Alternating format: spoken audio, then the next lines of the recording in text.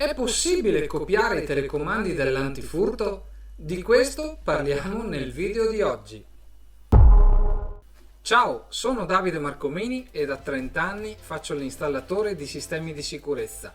Sono anche l'ideatore e fondatore del portale Top Security Advisor e autore della guida antifurbo. Nel video di oggi, come dicevo in precedenza, vorrei parlare della copia dei telecomandi dell'antifurto, ovvero posso copiare il telecomando di un antifurto?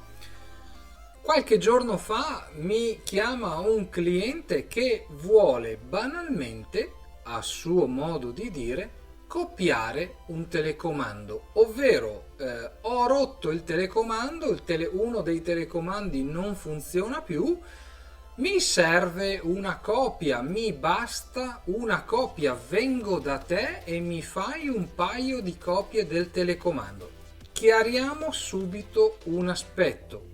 Se parliamo di antifurto, inteso come sistema di allarme intrusione, la copia del telecomando non è possibile. Perché? Perché fondamentalmente potrei dire non è un cancello automatico nel quale la copia del telecomando in genere si può fare. Qual è la differenza? Beh, innanzitutto parliamo di sicurezza. Il telecomando può attivare ma soprattutto disattivare l'intero impianto di allarme, questo almeno in genere o nella stragrande maggioranza dei casi. Quindi perché non è possibile copiarlo? Se parliamo di sicurezza, anche il telecomando deve essere costruito, progettato e realizzato in modo da essere il più sicuro possibile. Quindi che cosa bisogna fare per fare un telecomando? Come funziona un telecomando dell'impianto d'allarme? Un telecomando, che possa essere questo o qualsiasi altro telecomando di un antifurto, contiene un codice. Questo codice, che viene chiamato ESN, Electronic Serial Number, è un codice alfanumerico in genere che va scritto nella centrale o nel ricevitore dell'antifurto.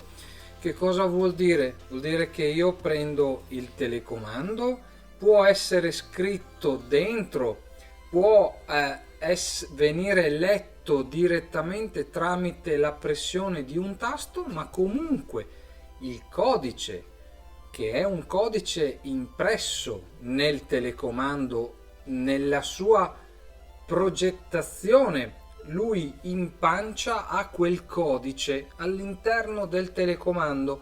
Nel momento in cui io ho quel telecomando in mano, so che quel telecomando ha quel codice e quel codice va scritto nella centrale, ovvero va appreso dalla centrale.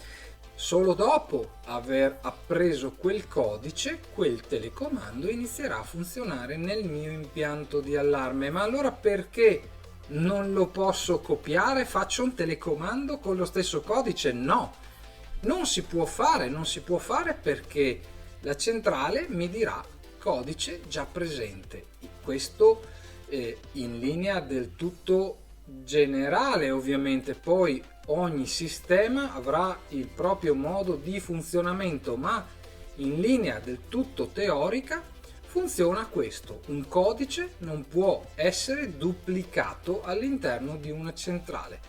Perché non mettiamo ad esempio, poiché lo stesso sistema viene adottato anche dai dispositivi di protezione, quindi contatti magnetici, rilevatori eccetera, non possono esserci doppioni, non possono esserci duplicati.